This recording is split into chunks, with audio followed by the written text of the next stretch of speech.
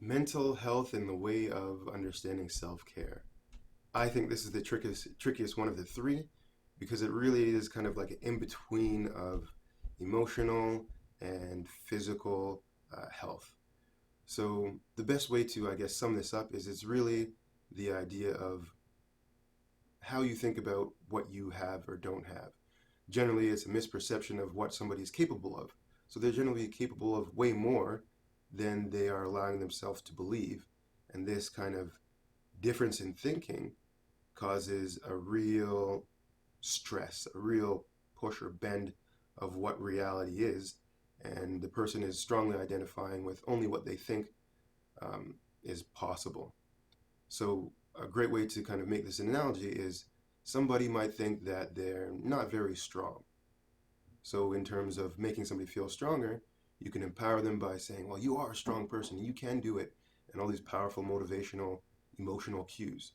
However, generally, this is not going to be enough to push somebody out of that kind of thinking.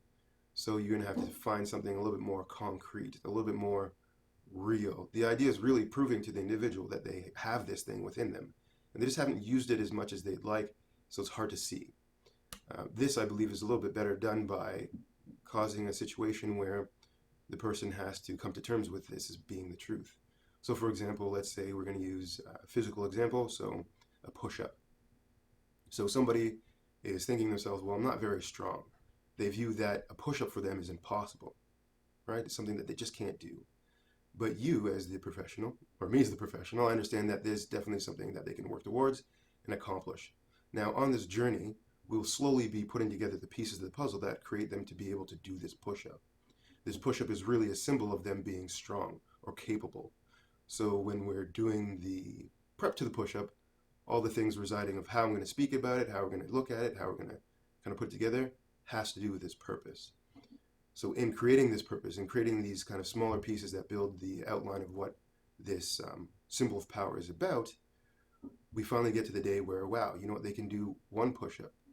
In fact, I say, well, how does that make you feel? Where you, oh, well, I feel kind of good. You know, I was able to accomplish this thing. Was it hard? Yeah, it was hard. It was very challenging. But you're able to do it. Yes, of course, I did one. It's okay, well, let's do a few more. And we work towards doing more. Now this becomes a really great symbol for power.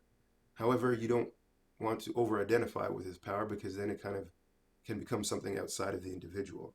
So you have to put that back in balance. This is kind of the self care version of it all. And when you are able to put that in balance and add a few more things, the person then truly cannot denounce the fact that they are at least some bit stronger than they were before, which is making them more powerful in a physical sense. They feel it, it becomes an emotion, it becomes an accomplishment. The accomplishment is realized emotionally.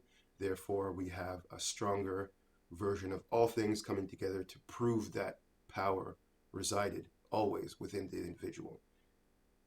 And this is kind of the quick and simple way to sum it all up, but this is how I'd think of mental health or mental strain or mental stagnation. The more kind of experiences that show that it is true that the person has this thing that they feel that they're missing, or to bring back more into focus that they actually have this thing, depending on what the barrier is. Sometimes it is just physical, sometimes it's mainly mental, sometimes it's both, sometimes it's emotional. Who really knows until you know the individual? But the idea is bringing together these realities again creates a stronger focus on what is truly happening and the person's ability to be somebody who controls or is a part of or is one with this change, and therefore creating this inspiration feeling. And that's what it's all about.